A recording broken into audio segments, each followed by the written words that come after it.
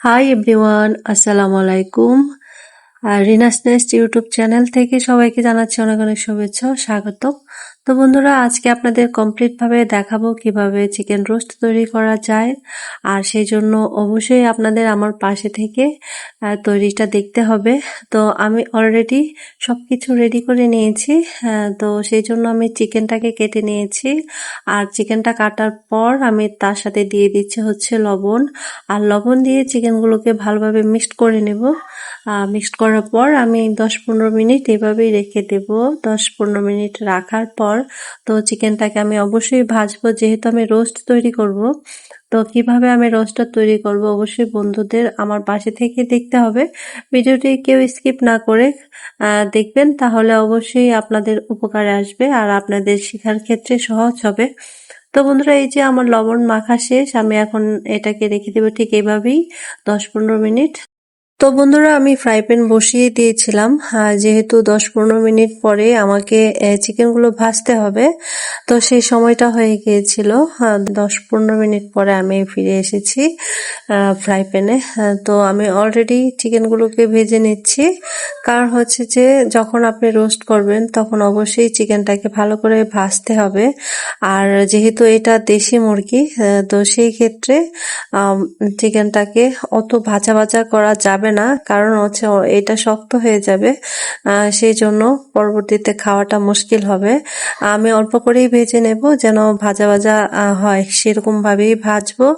আর ফার্মের মুরগি হলে তখন বেশি করে ভাজলেও সমস্যা হয় না, কারণ ফার্মের মুরগি বেশি করেই ভাজতে হয়। আর তখন সেটা বেশি করে না ভাজলে খাওয়াও যায় না। তো বন্ধুরা, যেহেতু আমার এটা ফার্মের মুরগি ছিল না, তো আমি বেশি করে ভাজবো না, হালকা ভাজা দিব। ভাজা দেওয়ার পর কেমন করে আমি এগুলোকে ভাজবো সেটা আপনাদের দেখাবো অবশ্যই। তো বন্ধুরা, এই যে আমার ভাজা শেষ, এখন আমি এগুলোকে উঠিয়ে নেব। যেহেতু আমার ফ্রাই প্যানটা বড় নয়, ছোট, তো সেই ক্ষেত্রে সবগুলো একসাথে ভাজা পসিবল না। তো আমি দুইটা দুইটা করে ভাজার চেষ্টা করছি। তো যতটুকু ফ্রাই প্যানে দেওয়া যায় ঠিক ততটুকুই দিয়ে আমি ভাজা ভাজা করে নেব। তো বন্ধুরা, আপনাদের আমি আজকে দেখাবো কিভাবে রাঁধুনি রোস্ট মশলা প্যাকেট দিয়ে খুব সহজে ঘরোয়া কিছু মশলা দিয়ে সুন্দরভাবে রোস্ট তৈরি করা যায়, চিকেন রোস্ট। তো সেটা দেখবেন, অবশ্যই শিখে যাবেন। আর এটা রান্না করা বড় একটা কঠিন কাজ না, খুবই সোজা। তবে হ্যাঁ, তো কিছু কিছু জিনিস এটার মধ্যে লাগে যে দিলে এটা স্বাদ দ্বিগুণ হয়ে যায়। তো সেগুলো অবশ্যই ঘরে মজুত রাখতে হবে যদি রোস্ট রান্না করার প্ল্যান থাকে। তো গাইস, এই যে এক এক করে আমার প্রত্যেকটা চিকেন ভাজা হয়ে যাচ্ছে আর বন্ধুদের সাথে কথা হয়ে যাচ্ছে। আমার মোটামুটি সবগুলো চিকেন ভাজা কমপ্লিট হয়ে গেছে। এই 4টা পিস ভাজা হলেই মেবি আমার রোস্টের ভাজা পুরা শেষ। তো বন্ধুরা, এই যে কমপ্লিট ভাবে আমার পুরোপুরি ভাবে ভাজা হয়ে গেছে রোস্টের চিকেনগুলো। তো এখন আমি রোস্ট যেহেতু করব, সেই জন্য প্রথমে আমি চুলাতে পেঁয়াজ বসাবো। তো যেহেতু আমার রোস্ট করতে একটা বড় ফ্রাই প্যান লাগবে, তো সেই জন্য আমি একটা বড় ফ্রাই প্যান চুলাতে বসিয়েছি। আর যেহেতু রোস্ট আমি ভেজে নিয়েছিলাম, তো সেই ভাজা তেলগুলো আমি এই তেলগুলো এটার মধ্যে অ্যাড করছি। কারণ তেলগুলো কোনো কিছু হয়নি বা নষ্ট ফেলে দেওয়ার মতো না, এটা দিয়ে আরেকটা কিছু করা যায়। তো সেই জন্য চিন্তা করলাম যে রোস্টটাই কমপ্লিট করে নেই। তো বন্ধুরা, এই যে তেল দিয়ে দিয়েছি, এখন আমি আমার আন্দাজ মতো পেঁয়াজ দিয়ে দিব। আপনারা যখন রোস্ট করবেন আপনি আপনাদের আন্দাজ মতোই পেঁয়াজ ব্যবহার করবেন, তবে রোস্টের ক্ষেত্রে পেঁয়াজটা একটু বেশি দিলে ভালো হয়। আর যত পেঁয়াজ দিবেন ততই এটার স্বাদটা একটু বাড়বে। তো খুব ইজিভাবে সুন্দরভাবে কমপ্লিট করব আমার আজকের এই রোস্ট রেসিপিটা। তো যখন হালকা একটু ব্রাউন কালার হবে পেঁয়াজটা, তখন এক এক করে আমি সব মশলা এতে অ্যাড করব। তবে কি কি অ্যাড করব সেটা অবশ্যই আমার পাশে থেকে দেখতে হবে আপনাদের। তো বন্ধুরা, প্রথমে আমি এতে অ্যাড করে নিয়েছি কাঁচামরিচ, যেহেতু আমি এখানে শুকনো মরিচ অ্যাড করব না। রোস্টের ক্ষেত্রে শুকনো মরিচ অ্যাড করা যাবে না।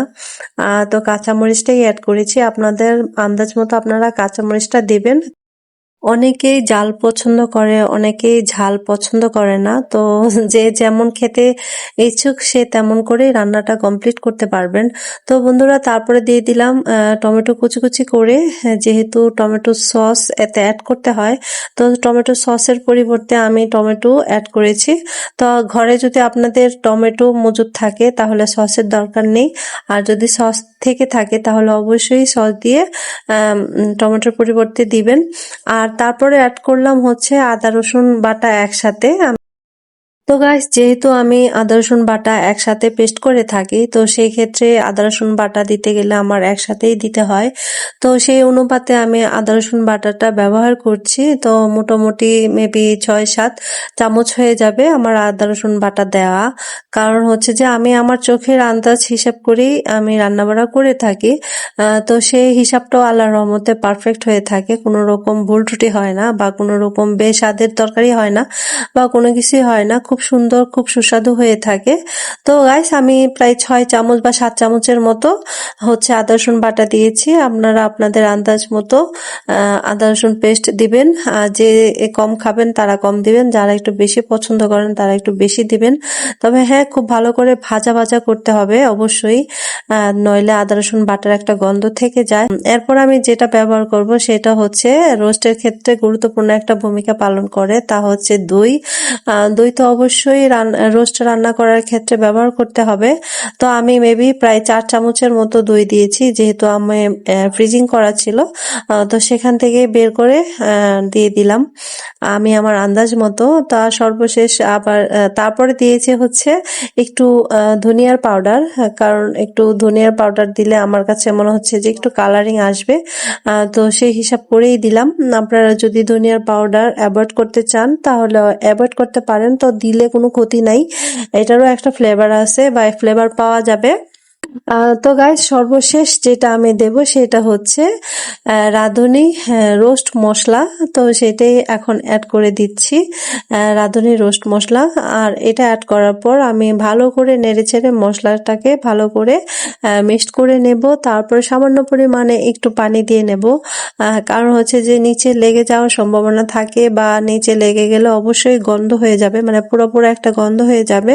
তো সেই রিস্ক নেওয়া যাবে না, অবশ্যই সামান্য পরিমাণে পানি দিয়ে তারপর মশলাটাকে ভালো করে কষাতে হবে। আর তাছাড়া আমার যেহেতু দেশি মুরগি ছিল তো সেই ক্ষেত্রে আমাকে সামান্য পরিমাণে একটু পানি দিয়েই রান্নাটা কমপ্লিট করতে হচ্ছে বা হবে। তো অবশ্যই মাংসটা সেদ্ধ হতে হবে, তো সেই হিসাব করেই আমি এতে পানি অ্যাড করব। আপনারা আপনাদের আন্দাজ মতো পানি অ্যাড করবেন।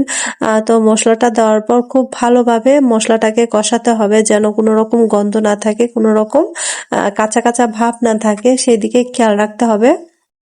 তো গাইস, আমার সব মশলাপাতি সবকিছুই দেওয়া শেষ। এখন আমি শুধু মশলাটাকে ভালো করে কষাবো, আর যতক্ষণ পর্যন্ত মশলাটা ছেড়ে না দিবে, তেল তেল ভাব না চলে আসবে, ততক্ষণ পর্যন্ত আমি মশলাটাকে কষাতেই থাকবো। তারপর চিকেন রোস্ট গুলো এতে অ্যাড করে দেব। তো ফাইনালি আমার সেই মশলা থেকে তেল ভেসে উঠেছে। তো এখন আমি ভাজা চিকেন গুলো দিয়ে দিচ্ছি। দেওয়ার পর আমি সামান্য পরিমাণে পানি অ্যাড করব, আর অ্যাড করার পর ঢাকনা দিয়ে ঢেকে দেব। তবে অবশ্যই আমি একটু উলট পালট করে দেব, মানে চিকেনটাকে একটু উল্টিয়ে দেব, যেন দুনো পাশ দিয়েই মশলার এটা ঢুকে, মশলাগুলো ঢুকে। সেই প্রসেসিং এ আমাকে চিকেনগুলোকে উলট পালট করতে হবে। তারপর সামান্য পরিমাণে একটু পানি অ্যাড করবো এতে, যেন চিকেনটা সেদ্ধ হয়ে যায়। তারপর আমি ঢাকনা দিয়ে ঢেকে দেব। তো এখনই আমি সবকিছু উলট পালট করে দিচ্ছি যেন মশলাগুলো ঢুকে যায় চিকেনের ভেতরে। তো ঢাকনা দেওয়ার আগে অবশ্যই আমি একটু পানি অ্যাড করে নেব, যেন মাংসটা সেদ্ধ হয়ে যায়।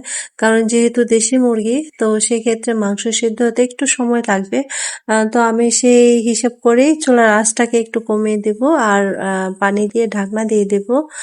তো এভাবেই হয়ে যাবে আমার রোস্ট রান্না করা কমপ্লিট। তো গাইস, সর্বশেষ পর্যায়ে যেটা দেওয়া মিসিং ছিল, মানে অফ ক্যামেরায় দিয়েছিলাম সামান্য পরিমাণে লবণ, কিন্তু অন ক্যামেরায় লবণ দেওয়া হয়নি। তো লবণটা টেস্ট করার পর মনে হচ্ছিল যে একটু লবণ দিতে হবে, তো সেই ক্ষেত্রে লবণটা দিয়ে নিলাম। কারণ যখন আমি লবণ মাখিয়েছিলাম তখনই মূলত গোস্তের মধ্যে লবণ ঢুকে গিয়েছিল, যা ঢোকার। আর এখন হচ্ছে যেহেতু মশলা দিয়েছি, তো মশলা দেওয়ার পর লবণটা একটু দিতে হয়, নইলে এটা স্বাদ থাকে না। তো সামান্য পরিমাণে লবণ লাগবে, তো সেই জন্য লবণটা দিয়ে নিলাম। তো গাইস, এই যে আমার রোস্ট রান্না করা মোটামুটি কমপ্লিট হয়ে যাচ্ছে। একটু পরেই আমি রোস্টটাকে নামিয়ে নেব, আমার চিকেন রোস্ট। তো মোটামুটি আলহামদুলিল্লাহ খুব সুন্দরভাবে আমার চিকেন রোস্টটা কমপ্লিট হয়ে যাচ্ছে। তো পানিটা আরেকটু শুকিয়ে যাওয়ার পর আমি রোস্টটাকে নামিয়ে নেব। আর নামানোর পর আমি আমার বন্ধুদের পরিবেশন করে দেখাবো যে আমার আজকে চিকেন রোস্ট রান্না করা কেমন হয়েছে। তো বন্ধুরা, এই যে ফাইনাল লুক হচ্ছে এটা, যে আমার চিকেন রান্নাটা কমপ্লিট হয়ে গেছে। এখন আমি নামিয়ে নেব, চুলা অফ করে দেব।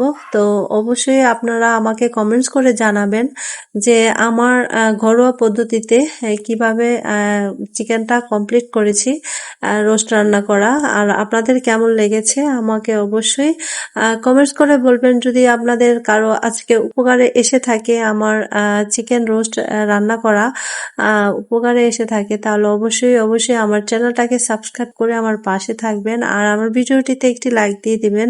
তো বন্ধুরা, আপনারা সবাই ভালো থাকেন, সুস্থ থাকেন। আসসালামু আলাইকুম, আল্লাহ হাফেজ।